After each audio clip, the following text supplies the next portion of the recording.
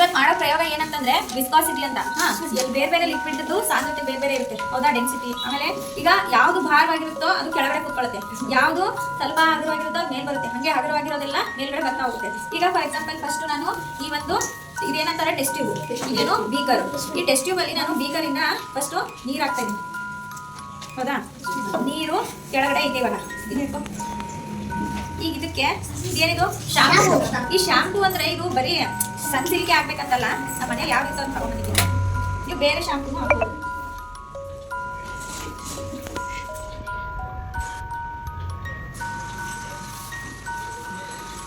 ಅನ್ಕೊಂತೀನಿ ನೋಡಿ, ಇದು ಮೇಲ್ಗಡೆ ಕೂತ್ಕೊಂಡಿದೆ, ನೀರು ಕೆಳಗಿದೆ, ಶಾಂಪೂ ಬಂತು. ಈಗ ಆಯ್ತು. ನೆಕ್ಸ್ಟ್ ಇದೇನು ಕಫ್ ಸಿರಪ್.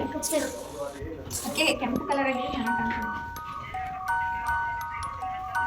ಇದು ಪಿಂಕ್ ಕಲರ್.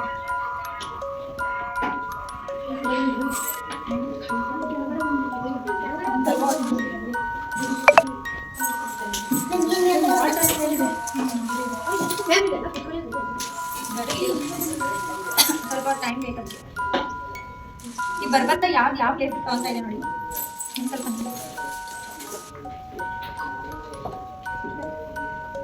ನೋಡಿ, ಫಸ್ಟ್ ನೀರ್ ಹಾಕಿದ್ವಾ, ಆಮೇಲೆ ಶಾಂಪು ಹಾಕಿದ್ವಾ, ಆಮೇಲೆ ಕಫ್ ಸಿರಪ್ ಹಾಕಿದ್ವಾ.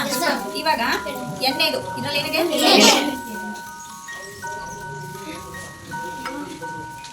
ನೋಡಿ. ಈಗ ಬಾ ನೋಡಿ, ಚೆನ್ನಾಗಿ ಕಾಣಿಸ್ತೈತೆ ಇದು ನೋಡಿ. ಫಸ್ಟ್ ಕಫ್ ಸಿರಪ್ ತಳಗಡೆ ಕೂತ್ಕೊಂಡಿದೆ, ಶಾಂಪೂ ಇಲ್ಲಿದೆ, ನೀರು ಮೇಲಕ್ಕೆ ಬಂತು, ನೀರದ ಮೇಲ್ಗಡೆ ಏನಿದೆ ಎಣ್ಣೆ.